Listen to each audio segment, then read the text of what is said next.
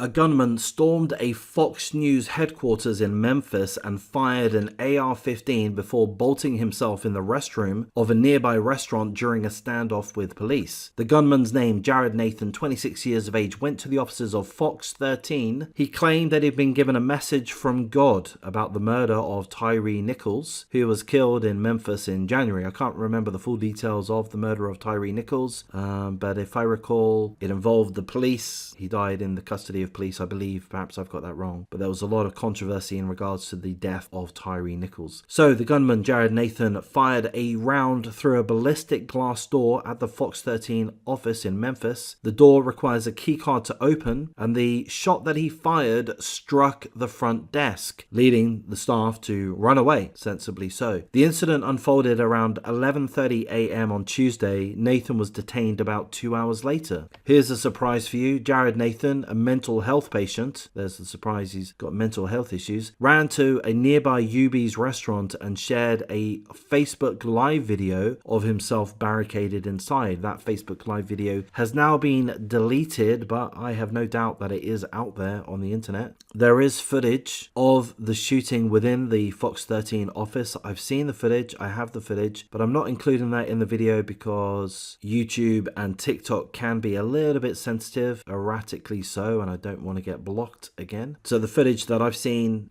we do see the shooter unable to enter the door through the door because a key card is required, and there is a reception desk with 2 personnel behind the reception desk, and we see Jared Nathan with his AR-15 fire at least 1 round, I think 2 or 3 even, through the ballistic glass door, and at least a couple of bullets get through. Could have killed either or both of the 2 personnel that were behind the reception desk. Thankfully, neither were hit. Police were able to de-escalate the situation and detain Jared Nathan after his mother, Marsha McKinney, was brought to the scene to aid with negotiations. The gunman appeared in court on Wednesday charged with aggravated assault and reckless endangerment. So I'm just going to interject there in regards to the charges: aggravated assault and reckless endangerment. I'm no legal expert. I don't know what the appropriate charges would be, but I just hope that those charges aren't too light. Why aren't there charges of domestic terrorism or attempted murder? I'm sure the police know best. They know better than me. I'm sure the district attorney knows better than me. So seemingly they feel that those are the appropriate charges at this point in time. I imagine there's plenty of opportunity to change, alter, upgrade those charges really at any point. So perhaps they just lay out these charges in the initial instance so that they can detain the suspect, Jared Nathan, for the time being whilst the investigation continues and whilst the district attorney or such come up with the most appropriate charges. But I do hope that those charges aren't an indication that because there were no injuries that this guy's going to get away with it. I hope that is not the case. Dramatic surveillance footage from inside the reception area of the Fox office shows Jared Nathan fire a round through the door, causing terrified reception staff to flee. He then starts kicking and pulling at the door in a failed attempt to gain entry. So I'm going to just comment on that. I'm going to say well done for FOX13 for having that security door. Well done. That worked. Well done to the company that manufactures and installs that security door. Well done. It worked. It saved lives.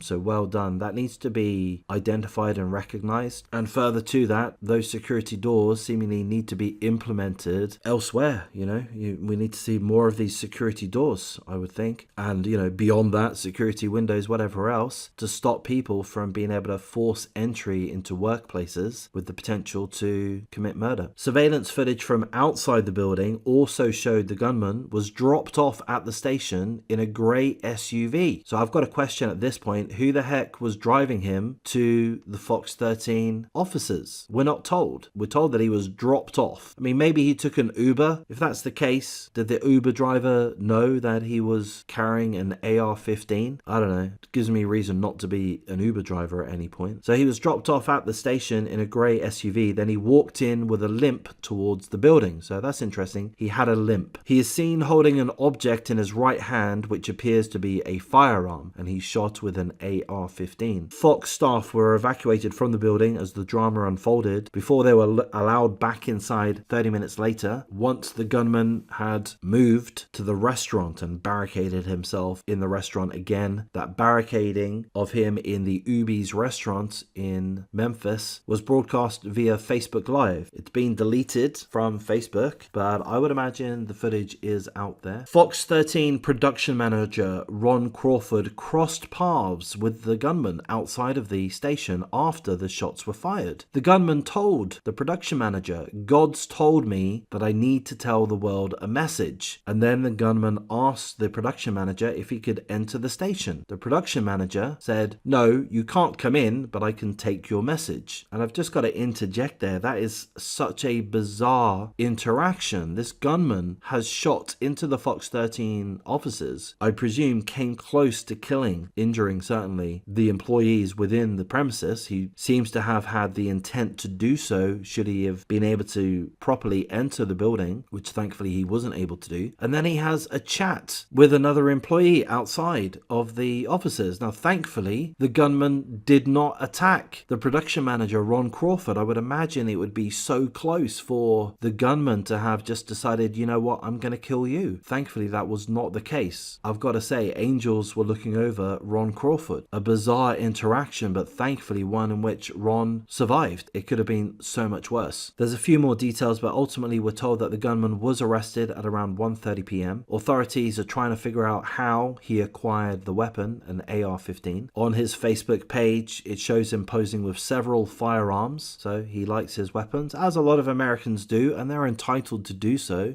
And I'm going to mention the mother. The mother has come to the rescue. She was involved in negotiating the surrender of the gunman, putting an end to the barricading within the Ubi's restaurant. The mother has said that her son has had mental health problems since he was young, and also that he was shot 8 times 2 months ago. I've never been shot 8 times, but I would imagine that would be pretty traumatic, and perhaps that had a triggering effect on this guy. And I've got a question: how the heck did he manage to get shot 8 times? Was he an innocent party, or, is he affiliated with gang activity? Why was somebody or multiple people shooting him, trying to kill him? Why did that happen? So the mother says, "He's one of the nicest, kindest people, but everyone has another side too. I think that my son is crying out for attention because he needs some help. His mama gonna get him some help today. This is a reflection of why his daddy should have been there. You teach your boys how to be men. They need their fathers. It has not been an easy road for me as a parent." So those are some comments by the mother, and I could have easily deleted those comments, not included them in the article that I summarize in this video, but I found those comments interesting. I'm not entirely sure why. I'm not able to overanalyze those comments, but it does seem to me that the mother clearly loves her son, is clearly scared for her son, but at the same time, presumably she's been aware of her son's ownership of multiple guns, whilst she knows that he has mental health issues. So I have to question, Mom, why didn't you report him to the authorities? You know that he has mental health problems. You know that he has access to multiple guns. Why didn't you report him to the authorities? I mean, perhaps that's perfectly fine in Memphis to be mentally ill and the owner of guns. But maybe that's perfectly fine. I don't know. I know things vary from state to state, but I would hope that all states in America would restrict anyone with mental health issues from owning guns. I'm kind of guessing there. The mother comments on about needing a father to show boys how to be men, and I'm going to comment on that. That's not something that I disagree with. I do agree with that fully, and I'll say this, perhaps a little bit controversial. As far as I understand from the parts of the internet that I dwell in and around, I've seen that the black community, if we're allowed to say that, the African American community does have a particular issue in regards to single parenthood, fathers not sticking around, fathers not being involved in their children's lives. Not for everybody, of course, but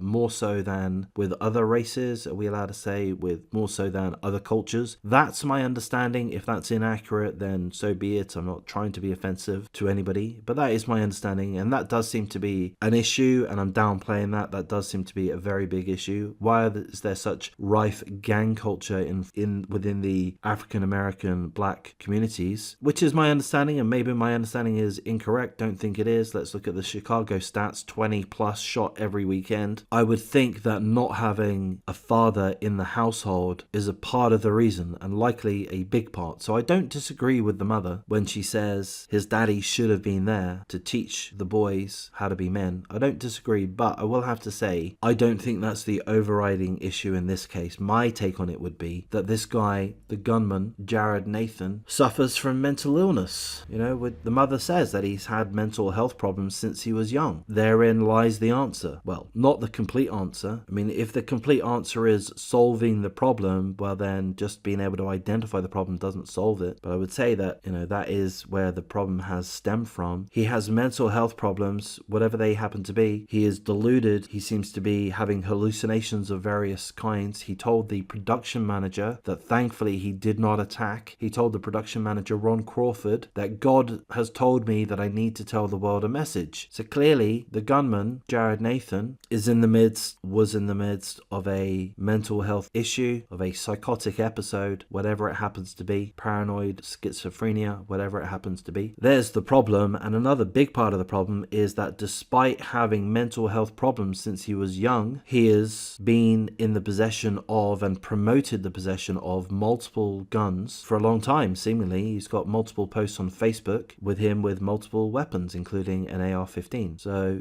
Memphis, do what you can to make sure that those that have mental health problems do not have access to guns. Parents, mom, if you are aware that your child, your son, has mental health problems and access to guns, then report them, because they pose a danger to themselves and to others, to society. I've gone on a bit of a ramble here. I'm going to wrap things up. There are a number of blessings here. Nobody was injured. Nobody was killed. Something stopped the gunman going on an absolutely savage rampage. He could have very, very easily killed Ron Crawford and others. He seemingly was in the midst of a psychotic episode. That would be my take on it. Yet, thankfully, he was not fully embraced by Satan. Thankfully, he was restrained to some extent. Now, not fully restrained, don't get me wrong. He shot into the FOX13 officers. He shot through the ballistic glass, security glass, that could have killed either or both of the personnel that were working there. In the surveillance footage of the FOX13 office, we see 2 staff members behind the reception desk. They could have been shot and killed. So I'm not trying to downplay the gunman's actions, but I am just highlighting that Ron Crawford is the luckiest man alive